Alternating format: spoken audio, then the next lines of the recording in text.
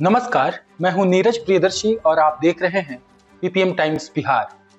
बिहार लोक सेवा आयोग यानी बीपीएससी के पूर्व अध्यक्ष आरके महाजन पर घोटाले का मुकदमा चलेगा।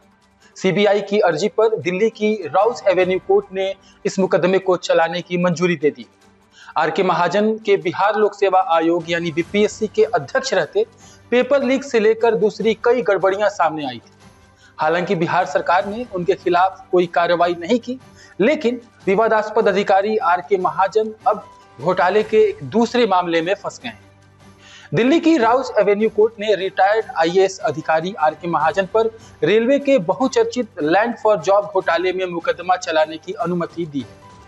ये वही मामला है जिसमें राजद सुप्रीमो लालू प्रसाद यादव, उनकी पत्नी राबड़ी देवी, बेटा तेजस्वी यादव, बेटी मीसा भारती और हेमा यादव आरोप है कि लालू यादव ने रेल मंत्री रहते हुए अवैध तरीके से रेलवे के ग्रुप डी की ताबड़तोड़ नौकरियां बांटी। नौकरी पाने वाले लोगों से लालू परिवार के नाम जमीन की रजिस्ट्री कराई गई। इस मामले की जांच कर रही सीबीआई ने घोटाले में पूर्व आईएएस अधिकारी आरके महाजन के खिलाफ भी मुकदमा चलाने की अनुमति मांगी थी। हालांकि 16 जनवरी को मामले की सुनवाई के दौरान कोर्ट ने इसकी अनुमति नहीं दी थी। सीबीआई का पक्ष सुनने के बाद कोर्ट ने महाजन को इस घोटाले में अभियुक्त बनाने की मंजूरी दे दी है।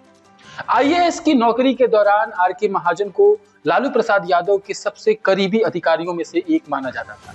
2004 से 2009 के दौरान जब केंद्र की मनमोहन सिंह की सरकार में लालू प्रसाद रेल मंत्री बने, तो वे बिहार कैडर के आईएएस आरके महाजन को भी अपने साथ रेल मंत्रालय में ले गए।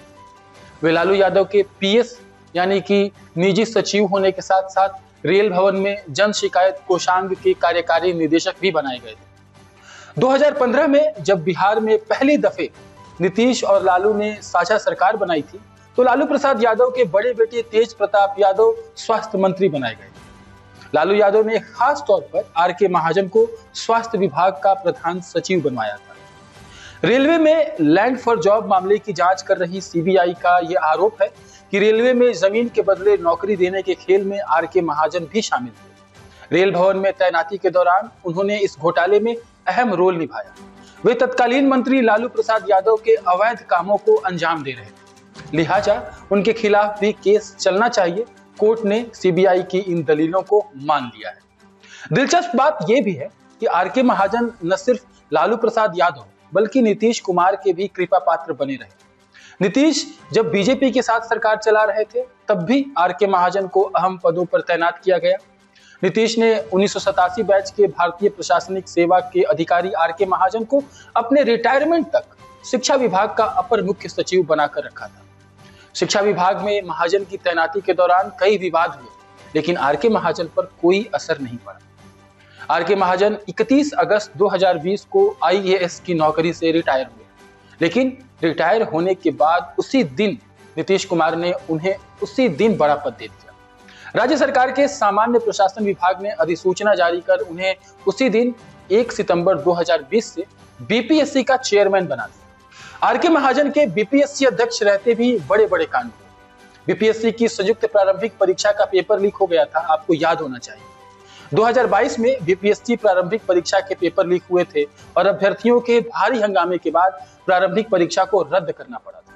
पुलिस ने इस मामले में केस दर्ज किया, लेकिन आरके महाजन का बाल बांका तक नहीं हुआ। वे आराम से तय समय सीमा तक बीपीएससी के अध्यक्ष बने रहे। तो इस तरह से बीपीएससी के एक पूर्व अध्यक्ष के खिलाफ रेलवे से जुड़े घोटाले के मामले में अदालत ने उनके खिलाफ मुकदमा चलाने की मंजूरी दे दी है।